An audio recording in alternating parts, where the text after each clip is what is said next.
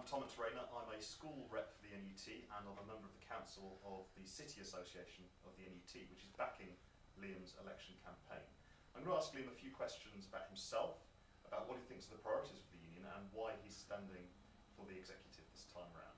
So Liam, can you just tell us a bit about yourself, your background, where you come from? Okay, I've been in the NUT since 1980 when I first became a teacher. I've been an officer of the NUT since about 1984. Various positions in the NUT, including local association secretary, joint division secretary, newsletter editor for the division for a number of years, minuting secretary, quite a long list of things that I'm currently doing in the NUT. I'm a member of the conference business committee, which organises the agenda for annual conference. But most of all, I mean, what identifies me, I think, is the activism I've been involved in throughout the time I've been in the union, which is to help organise campaigns, to try and get members to campaign to defend themselves, to look after their own interests, to stand up to bullying management, and so on and so forth. Okay, so based on that long history of activism, what do you think are the main priorities for the union at this time? Okay, there are some pretty key priorities. I think obviously pensions, which I'll probably talk about towards the end of this interview, is the #1 priority at the moment. But there are lots of other things brimming under the surface that are serious concerns for teachers and which the union should take notice of. Firstly, there's issues related to workload. Anything connected with the new performance management regulations, the way Ofsted engenders workload in school on a grand scale, those are important issues. I think that the fact that we are living in a time since the Conservative coalition government came into power in 2010, where the education system is being privatised and an awful lot of our members are now in academy schools, and we have to deal both with the issue of privatisation and the defence of those members. And other issues we face, I think, is related to the academy, is the need to strengthen workplace organisation so that members are able to defend themselves. The issue of having a union rep in every school is important. There are equalities issues the union needs to face. We're a union that has 70% of our members as women. We have a large number of members who are gay members, and we have a significant number of black members. All those people need to have the right to be represented effectively and to act as representatives of the union. I think we live in a world where internationally there are lots of things going on, a lot involving teachers in places like Greece and Egypt, and the union should have an international perspective and be concerned not just with teachers here and workers here, but teachers and workers the world over. And of course, as I say, I'll return to the pensions issue, which I think is the key current campaign for the NUT. Okay, so how serious do you think the workload problem facing teachers is, and what exactly should the union be doing about it? Okay, well, the union's had a positive attitude to defending members from workload, and across the country there's been a number of action campaigns by school groups against excessive workload and, for example, bullying management. The problem we face now a new performance management system, which is generated partly by Ofsted and partly by the government, which will insist on a greater number of observations, which will drive teachers to more and more excessive types of work that is geared to data production and analysis, geared to testing children on a more frequent basis, geared to the whole standards agenda that's been around for a very long time. And those sorts of things generate a lot of workload, and they put teachers under an enormous amount of stress. And I think the union needs to think of better ways of defending our members collectively, rather than just on a school-by-school basis on the issues of workload. So Michael Gove opened the new year by making a raft of announcements which could only have been met with teachers with disgust, really. I mean, how would you respond to Gove's proposals? Well, Gove is obviously clearly completely out of touch with what it means to be a teacher, what the life of a teacher is like. Ideas, for example, about lengthening the school day are ideas that come out of a person who understands neither teacher workload nor what impact that will have on children. Because children should not be, the amount of time you teach children is not directly related to how well they do. Actually, teaching them for too long, putting them in the classroom for too many hours a day could well be, and I believe would be, counterproductive. He's also talked about the 5-term year, and I know Nottingham City Council are pushing on the 5-term year. And the union, rightly and brilliantly in Nottingham City, have opposed that proposal and should continue to do so. Okay, one of the major planks of Gove's education policy and this current government's education policy is the privatisation of education in different ways, from the academy schools to free schools. I mean, what's your view of that? And again, how should the union respond? Well, in terms of free schools, we've got a very limited number at the moment, but we do know that we've got some very, well, let's say, not necessarily educational organisations involved in running free schools. And these people shouldn't really be allowed to run anything connected with children. But they're a small number at the moment. The real problem is the academies programme. When Labour left office, there were 200 academies. Now there were more than 1,500. Nearly half of our secondary schools in the whole country, and more than half in Nottinghamshire and in the city of Nottingham, are now academies. And firstly, we have to look for ways the union can be more effective in putting pressure on nationally to reverse the academies programme, because the academies programme is a form of privatisation. It's no different to the government's plans on health, which will lead to a worse provision for large numbers of people, which will end the principle of free healthcare for all, and ultimately the academies programme, with the emphasis on privatisation, bringing in private sponsors, and ultimately profit making in schools, all those things will damage the interests of our children.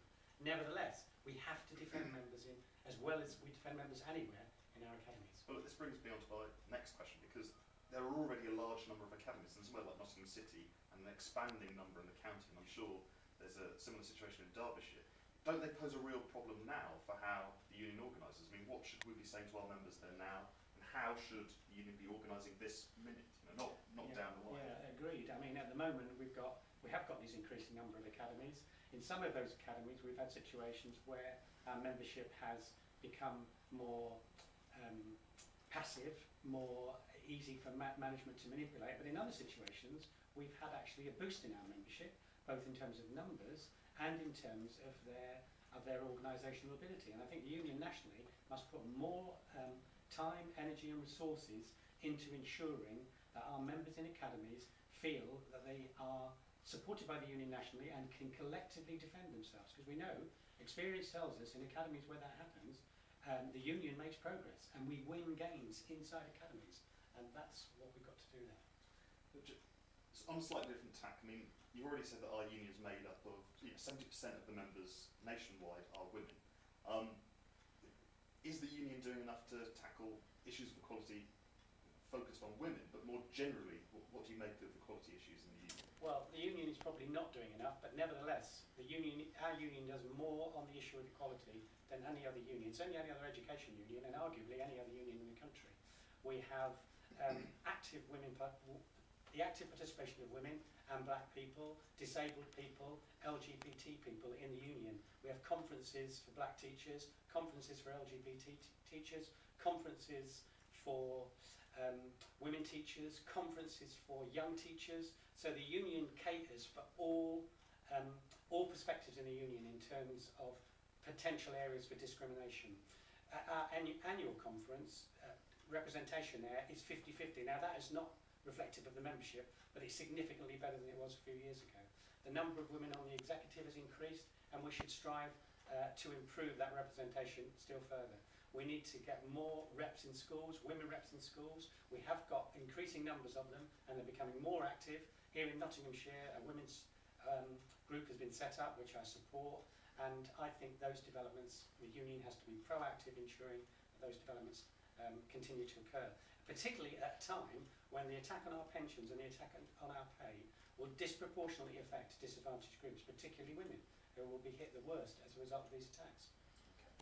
I know you've been very involved in the Nottinghamshire Save Our Services campaign and other anti-cuts activities and more general activities over the past couple of years. Obviously, we're in a situation now across Europe and across the world, but particularly in Europe, where there are very sharp elements of crisis, where it looks likely that things are going to change very rapidly and probably for the worse across Europe. I mean, what do you make of what's happening in the Middle East, for instance, in Greece, or what's happening in Greece at the moment? And can you just explain a bit about what you've done with NOTS SOS and why teachers should be interested or bothered, and why the union should be concerned about those developments? Okay, well, the NUT in Nottinghamshire and in the City of Nottingham was instrumental, along with the Trades Council, in setting up the Not Save Our Services campaign, to campaign against cuts across the whole of the piece. The coalition government's attempts to completely make the public sector pay for the crisis generated in the private sector in the banking system is totally and utterly unjustifiable. And it was right, and we were right, to help set up an organisation that has campaigned across the county against the cuts. only with limited success so far, but we have, with the NUT's help, organised big demonstrations, lobbies outside of the City Council and the County Council to fight against these cuts.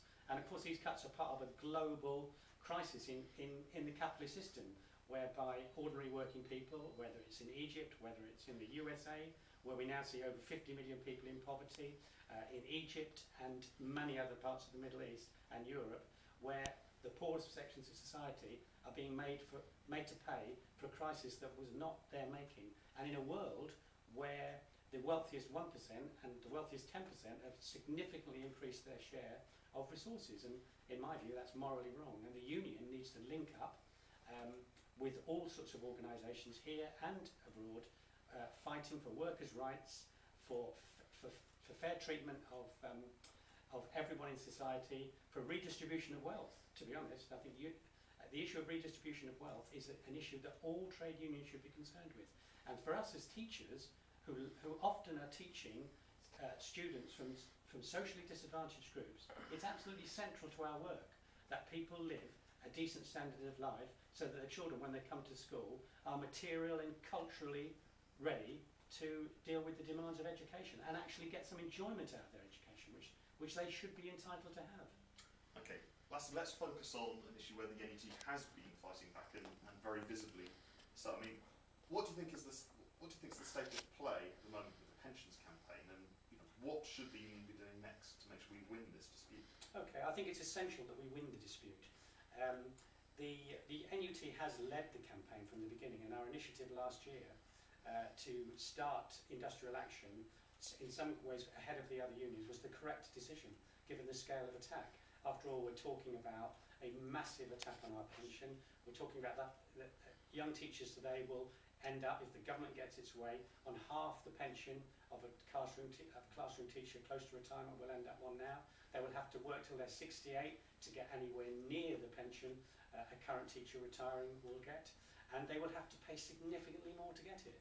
All these things are they're unsound in terms of the interests of teachers, they're unsound in terms of the interests of students, they're unsound in terms of the interests of the future employment of teachers, because obviously if there are more people working longer, there are fewer opportunities for people coming in at the lower end. So I think we started the campaign, we were right to do it. The action we took on June the 30th and the bigger action on November the 30th were excellent examples of the ability of the NUT and the ability of the labour movement to mobilise. However, I think they were, even so, they were, looked at overall, they were basically protest actions. And if we want to win, then we have to go beyond that. We have to make the government see that we're determined to win. Probably the government looked at our actions and thought, well, we can ride out a day of action and we can continue on the current path. And what they've offered us in the Heads of Agreement is virtually no better. There are virtually no changes in their offer. And so we need to continue the campaign. We need to step up the campaign. I fully support the proposal from the executive that there should be a further strike on the 28th of March. But I think we have to look intelligently at further national action, but also regional action, at school-based action, at basically making the government see that we're not going to give up this action until they withdraw their totally unnecessarily, totally unjustifiable pension proposals. And that's the way we should approach it. Okay. Just one more question on that. I mean, the FBU have recently announced that they're possibly moving towards a strike ballot of their own over pensions. Obviously, we've taken action before with other teachers' unions and other public sector unions, but there are a huge number of private sector workers, many of whom will be married to teachers, for instance, or many teachers will be married to private sector workers. I mean, what sort of message should the union be putting out to them, and how should we be working with those unions? Okay, I think the key point in that, in terms of looking at the economy, is that we live in a wealthy world, a world where there are plenty of resources. The difficulty is the distribution of them. We live in a society where there is enough money, enough resources to ensure fair pensions for everybody. And in my view, that everybody should be able to access those pensions at the age of 60, not at 65 or 68, but at a time when they can enjoy a long, healthy and relatively wealthy retirement. And we should be working with all of the private sector workers, and we've seen recently that Shell, even though they've got a huge pension pot, have decided to cut their final salary pension, not because they can't afford it, but because it's market conditions. And what they mean by that is public sector's coming in line with them, and everybody will be on that's not good. We should support the FBU's demands for fairer pensions in their sector, and we should support the demands of people in Shell, in Unilever, and across the piece where, in the private sector, where pensions have been absolutely hammered as a result of the mismanagement of pension schemes by big corporations and employers and banks. We should not go along with that. We should support those workers, and we should go along with, our basic slogan should be, as it has been, fair pensions for all, wherever the workers are based. Just one final question, Liam. What would be your message, or what would you say to people who weren't yet in the NUT, or who were members but were not actively involved in the NUT? What would you say to them? Why are unions important, and why is the NUT vitally important for teachers? Well, unions are important, as we've seen, even if we take the pensions issue. Without the pensions dispute, even as it stands, we would have made absolutely no gains, and there would have been some minor gains from the government, not significant and not enough. We've seen in many disputes across the country where we've been faced with redundancies in schools like at Rawmarsh in Doncaster and elsewhere. We've seen at Kimberley School here in Nottinghamshire where an attempt was made to introduce an academy. We've seen how powerful unions can be in defending the basic conditions of work for employees in the workplace. And that's why unions are absolutely vital. Unions are the basic bedrock of a decent life for working people. We know from all surveys that workers who are not in unions are, on average, significantly worse off than those workers who are in unions doing similar types of work. So trade unions, collective organisation is always going to be more effective than an individual trying to get the best they can out of their employer. That is going to make it much easier for employers to pick off workers. So collective organisation is critical. Of course, the NUT, I think people should be in the NUT because I think over the last few years we can see that on pay and on pensions, the NUT, and on academies and privatisation and workload, I think the NUT has led the other unions in terms of trying to draw them in to a campaign of resistance to the unnecessary policies that the government's come along with, but also fighting positively for our pension rights, for our pay rights, for better life at work, to get rid of the ridiculously oppressive Ofsted inspection regime. Our union has led the way, and I hope will continue to lead the way in the future, most notably on the current pensions dispute. Okay, thank you, Liam.